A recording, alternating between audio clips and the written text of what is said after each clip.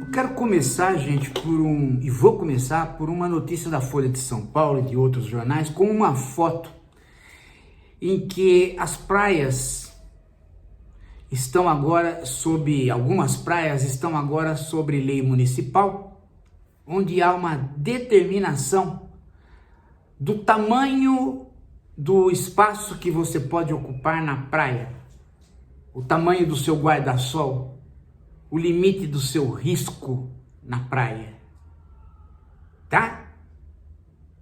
Para você ter uma dimensão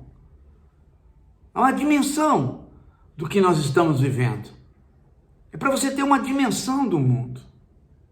Quando você pega a Utopia do Thomas Moros, lá está, né? Que na cidade ideal você vai ter uma mensuração das mesas, as pessoas vão ter as refeições conjuntas numa comunidade, e numa mesa cabe tantas pessoas, é medido o corpo das pessoas para poder fazer o cálculo do tamanho da mesa e de quantas pessoas deve caber em cada mesa. Esse detalhamento da utopia do Thomas Moros, como detalhamento de várias outras utopias, é exatamente para que os humanos, os mortais, digamos assim, como os gregos diziam, não tentem realizar. Você faz algo que é tão milimetricamente delimitado que a própria razão diz, bom, mas aí a racionalidade chegou a um ponto que a razão não pode acompanhar. Mas por que eu faço isso? Para criticar o existente. Para dizer, olha, uma mesa com 10 lugares, se medir direitinho, caberia. Então por que há um lugar em que pessoas com uma mesa enorme comem só em 2 ou até sozinhas, enquanto que outros comem no chão? Este é o objetivo da utopia. Aí, as utopias ganharam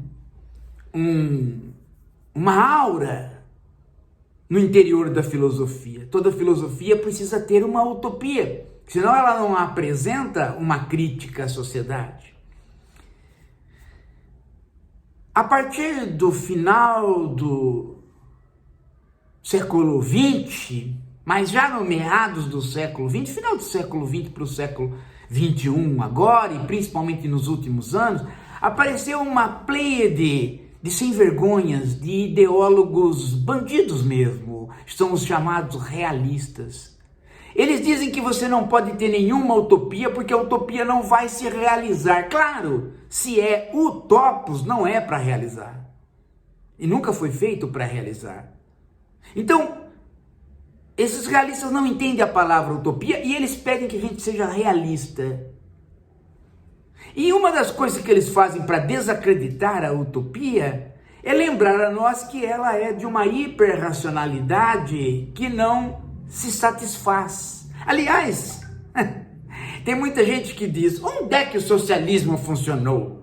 Onde é que a economia planejada funcionou? Onde é que tal coisa funcionou? Né? Tudo tem que funcionar, como se o capitalismo funcionasse. E aí é preciso deixar a liberdade da economia, a liberdade total de tudo, para que a gente possa viver bem. Porque se a gente planejar e pensar numa utopia, vamos viver mal. Todas as utopias são tomadas por esta gente, os realistas, como distopias. Ótimo, perfeito. Só que, quando uma medida desta é tomada, quando a medida da praia no capitalismo, no âmbito da liberdade máxima do mercado e da vida, quando a medida da praia começa a ser legislada, aí não há problema. Por que não há problema? Porque aqueles que fazem a crítica das utopias são exatamente aqueles que vão legislar o tamanho da sua praia, porque eles próprios invadiram uma praia pública, porque todas elas são, para privatizar e viverem sobre o tamanho que quiserem da areia. Entendeu? São esses mesmos homens da liberdade, que usufruem da liberdade para eles porque roubaram a nossa, é que vão delimitar o lugar da praia. E vão encontrar elementos muito racionais para fazer isso, do tipo assim, mas você vai na praia com um guarda-sol enorme? Não pode. No futuro, haverá uma tornozeleira eletrônica para cada um de nós ao entrar na água. E quando você entrar na água e ultrapassar 3 ondas, aperta a tornozeleira para dizer, você já usufruiu de 3 ondas. Saia imediatamente da praia, volte para a areia, saia da água. É hora do outro usufruir de 3 ondas. E este vai estar sendo tocado por um salva-vidas que é pago por aqueles que estarão numa praia privatizada ilegalmente para ocupar toda a areia. Tá? Este é o capitalismo. Este é o nosso mundo. Este é o mundo do cinismo dos realistas. Se você tem um realista perto de você, bata na cara dele. Bata forte para arrancar os dentes dele, porque ele é um bandido. Ele é um bandido não porque ele cria esse sistema, porque esse sistema se instaurou como modo de produção capitalista, mas ele é um bandido porque ele é o cínico que diz para você que a tornozeleira eletrônica para você usufruir só de 3 ondas é uma medida racional. Quando o racional seria a gente mudar o capitalismo para uma outra situação. Mas qual? Olha, do jeito que está, o melhor é tentar mudar, sem saber para qual.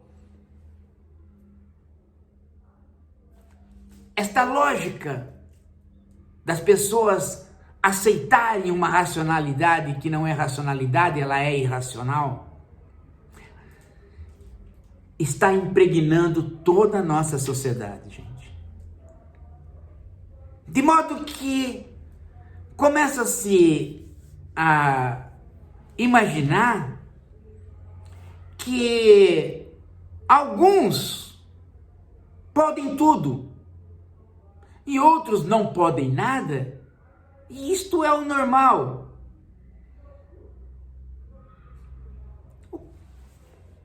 É exatamente sobre esta ideologia, ou sob esta ideologia, que nós estamos chegando ao ponto da não compreensão das dificuldades que a esquerda tem de colocar alguma coisa que seja efetivamente racional.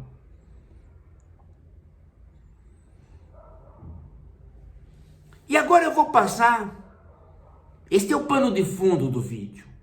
Agora eu vou passar para o conteúdo do vídeo sobre a questão fundamental dos dias de hoje agora, no momento agora, que é o da pesquisa em relação ao governo Lula. Lula não está bem avaliado. 46% das pessoas avaliam o governo Lula como um governo pior do que o governo Bolsonaro. O governo Bolsonaro matou 700 mil pessoas, destruiu todos os ministérios, baixou o consumo e, no entanto, ele era melhor onde? Como? Não era. Então qual é o problema? O problema é que nós estamos vivendo sob esse pano de fundo ideológico. E aí, há uma série de elementos que precisam ser pesados. Primeiro elemento, a expectativa. Durante os primeiros 2 anos de governo Lula, com os programas sociais não andando, Lula foi bem avaliado.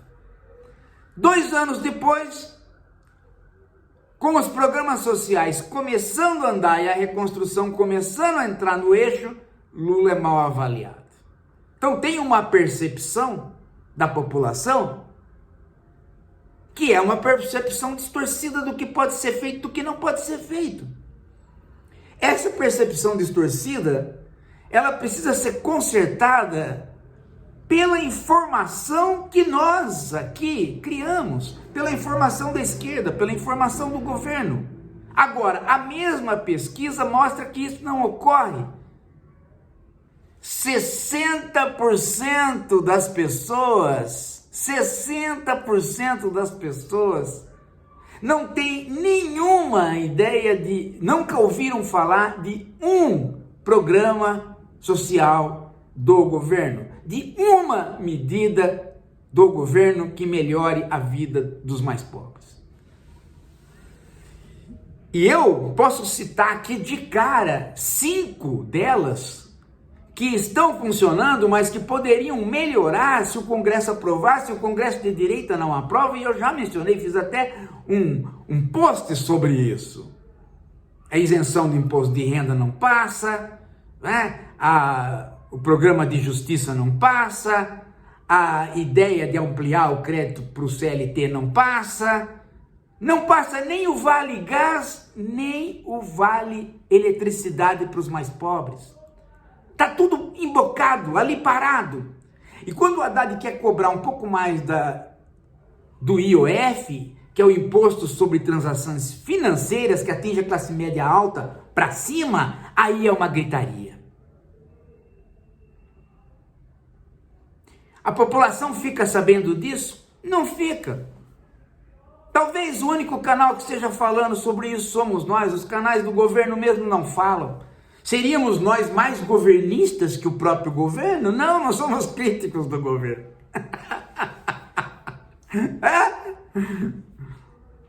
Acontece que o governo se enredou na ideia de que o Lula pode tudo. Então o Lula é responsável por governar e por dizer como é que governou. Quando o Lula não fala, nenhum ministro fala. Eu pergunto para você, qual é o fato criado pelo governo? O governo tem o poder de estar sempre na frente, porque ele cria a lei que o Congresso não aprova ou aprova. Ele joga para o Congresso, então ele está com a bola para sair jogando. Então eu vou perguntar claramente para você. E aí você vai ver. Aí você vai ver como é que as coisas estão. Eu pergunto para você, qual é o fato criado que venha a estar na imprensa pelo vice-presidente Geraldo Alckmin? Eu gosto dele. Mas qual é o fato criado? Nenhum. Ele conseguiu falar de um pequeno plano safra para a indústria do automóvel e depois mais nada. Ele não está trabalhando? Ele está trabalhando direto. Só que ele não cria fatos. Ele tem uma incapacidade de criar fatos. Qual é o fato que a aliada do agronegócio no governo, portanto a anti-ogronegócio, cria? Ela está no Ministério do Planejamento. Ela teria a função de jogar para a sociedade grandes planejamentos e criar um fato. Ela não trabalha, ela trabalha dia e noite.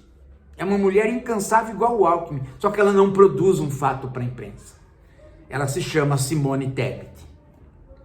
Qual é o fato criado pelo ministro da Educação, o cearense? Nenhum. O único fato criado que saiu na imprensa foi que teve que adiar certos vestibulares, porque de novo a plataforma não funcionava. Qual o fato criado pelo ministro do Trabalho? Nada, apenas o problema do INSS. Qual o fato criado pelo ministro da Agricultura, pelo ministro da Reforma Agrária? Qual o fato criado? O problema é que os ministros que poderiam ser protagonistas da imprensa não são. Aí, eles perdem na comunicação para um imbecil que nunca conseguiu sequer sair do ginásio, que é o Nicolas Ferreira. Ministério da Mulher, você sabe alguma coisa? Não. O único ministério que conseguiu criar um fato foi a partir de um fato negativo, ou seja, a oposição criou o fato para ele, que foi o Ministério do Meio Ambiente, através da Marina, que foi para a imprensa esta semana para falar dela como mulher, mas não do problema ecológico. Então, se o Lula, ele tem que chutar, ele ir no gol, depois sair do gol e apitar o jogo, terminado ele vai para a torcida para ele mesmo torcer, e no fim da noite ele ainda dá entrevista na televisão sobre o jogo, aí, meu amigo, é porque todos esses ministros não conseguem fazer um ó com o rabo na praia. São trabalhadores? São, não tenho nenhuma dúvida. Eu não vejo nenhum dia eles faltarem do serviço ou não estarem de fato empenhados. Mas eles não produzem fatos que empurrem a oposição para dizer, pera lá, estão passando por cima de nós. Não produzem. São pessoas que se acostumaram com a ideia de que o Lula resolve tudo. E cada dia que o Lula fica mais velho, mais eles acreditam que o Lula resolve tudo, a ponto do Lula dizer, bom, então eu vou resolver, porque eu tô bonitão, vou chegar aos 90 anos e vou ganhar a eleição da extrema-direita para salvar vocês, seus filhos que não fazem nada. Que não fazem nada, fazem tudo, trabalham, mas não produzem fatos. Tem que conduzir o jogo, eles não conseguem. Aí sobra para o Sidônio, o grande nada, porque não consegue coordenar as ações de comunicação do governo, porque ele não tem comunicação. Vai coordenar o quê? Num regime em que se criou após o bolsonarismo, porque no bolsonarismo todo mundo foi para casa, a Covid empurrou, então agora as coisas se explicitaram. A destruição do governo anterior se explicitou agora na inércia. E no gosto popular, porque voltou com tudo a ideia de que era para todo mundo estar comendo picanha, a ponto de todo mundo ter infartos diários. Picanha, gordura, cerveja e bum, cai morto. Picanha, gordura, cerveja, pum, cai morto. Picanha, gordura, cerveja, pum, cai morto. Aí a população estamos morrendo de tanto comer e consumir. A população quer isto. Por quê? Porque esta foi a propaganda, esta foi a esperança, esta foi a ideia de que uma sociedade feliz come picanha, toma cerveja e cai morto. Para que viver mais que 60, 70 anos se eu posso comer picanha, entupir minhas veias e morrer? Oh, eu quero morrer na laje fazendo um samba. Mas, fundamentalmente, eu quero me guiar pelos valores dos influencers que já são ricos, não ficaram ricos por ser influencers, já são ricos e ostentam. Olha aquele cara com o carrão, olha aquele cara quantos aviões. Veja, ele até caiu e até morreu com um avião particular dele, que beleza! Malafaia, esses cantores vagabundos, todos ostentando. E a população dizendo, eu queria ser igual. Eu não quero mais ser trabalhador, eu quero ser aquilo ali. 80% dos jovens querem ser influencers ricos. Sabe quantos ganham dinheiro na internet? Menos de 0,5%. E quando você vai ver, eles não ganham dinheiro pela internet, eles são financiados por programas governamentais que os isentam de imposto de renda. Vide Felipe Neto.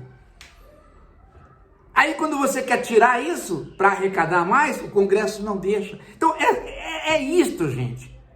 esta crosta de ostentação neoliberal numa campânula capitalista em que nenhum dos agentes governamentais cria um fato para quebrá-la.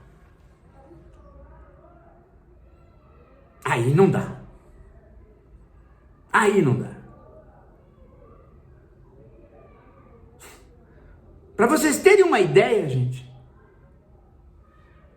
de quanto que nós temos que nos mobilizar. Para você ver uma ideia, gente, que quem não tem dinheiro tem que ter inteligência.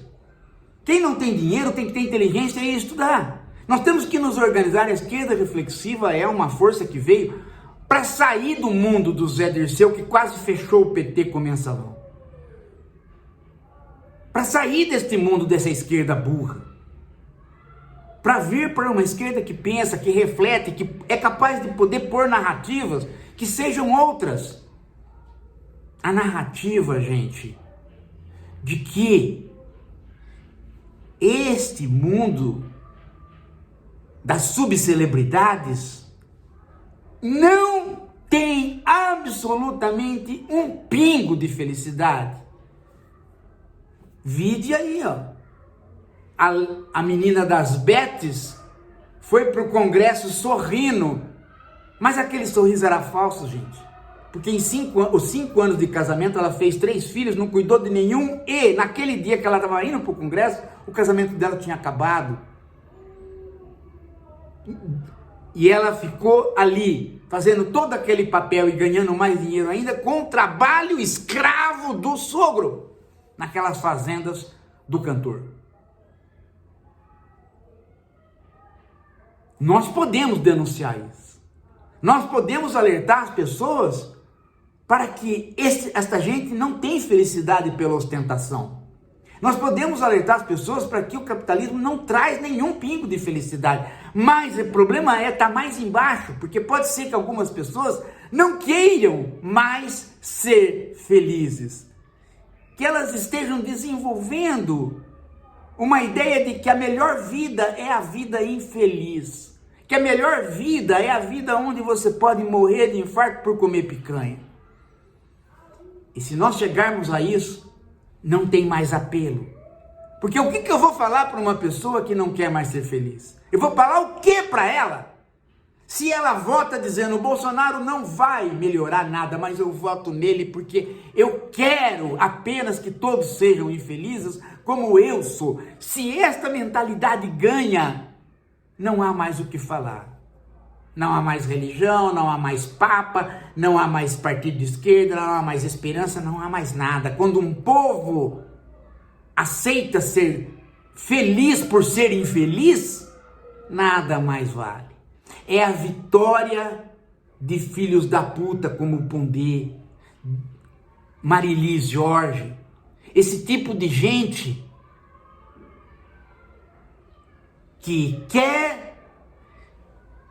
que o mundo possa ter orgasmos com a morte das crianças. É esse tipo de gente que oferece o coach negativo. É a venda da desesperança. O cara paga cursos da Folha de São Paulo para ficar desesperançado com os palestrantes que estão ali.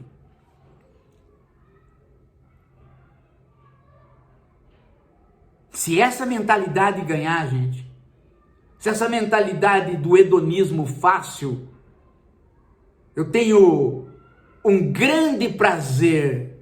Ah, então já posso morrer. Qual o seu grande prazer? Eu comi 1 quilo de picanha e tomei uma cerveja na laje. Isso era o que eu queria para minha vida. O outro diz, eu consegui ser muito melhor que você, porque eu comi 1 quilo de picanha, eu tomei cerveja na laje, eu estou morrendo igual a você, mas eu tenho uma metralhadora na mão para este baile funk último que eu ostento. É isso, Brasil?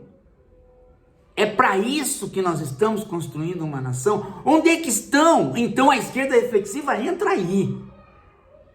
Porque nós temos que mostrar uma outra possibilidade de felicidade. Aquela felicidade que os palestinos pedem. Qual? A de poder levantar de manhã, pegar um pão com manteiga, pôr no café e ir para o trabalho só. E ali ter uma socialização, ter ideais comuns, só isso. Mas o Brasil não olha ali, o Brasil olha aqui. Os ministros do governo Lula precisam criar fatos que mudem esta mentalidade. Hoje, o ministro Barroso tomou uma medida altamente corajosa. Falou, nós vamos pautar a discussão das redes sociais, sim, aqui no STF. Ah, não pode porque é o Congresso que tem que legislar. Nananina, o Congresso está subserviente a interesses bolsonaristas e do Trump que não quer que a gente legisle. Nós vamos legislar porque nós temos casos aqui no STF que tem que ser julgados e já que o Congresso não faz a lei, nós temos que legislar caso a caso. Então, portanto, é legítimo. O Trump está dando pulo dessa altura. E é a reação do Barroso hoje que dá o norte. É esse tipo de coisa que tem que fazer, tem que peitar esses filhos da puta. E eu não vou retirar esse palavrão. Porque o governo americano é isto. Porque esta mentalidade de influencer é isto. Porque os realistas são isto. E nós temos que denunciá-los, gente. E nós temos que florescer narrativas melhores. Nós temos. Porque nós sabemos o que é poder viver bem sem precisar entupir as veias e gritar. Ah, eu quero aquilo outro. Aí você vai ver o que o cara quer. Nem tênis de marca ele quer mais. Nem isso.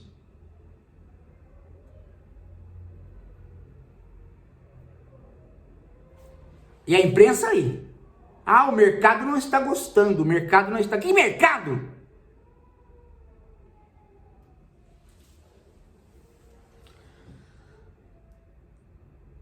Nós estamos formando grupos de estudo, gente. Nós vamos pôr o Capitalismo 4.0, que é um novo livro, na jogada para formar grupos de estudo no Brasil todo. Porque é isto, gente, que vai fazer com que a gente tenha estofo intelectual para pôr um outro norte. Porque esse que está aí, gente, eu garanto para você, ele é a nossa pavimentação para o inferno. Daqui a pouco a gente volta.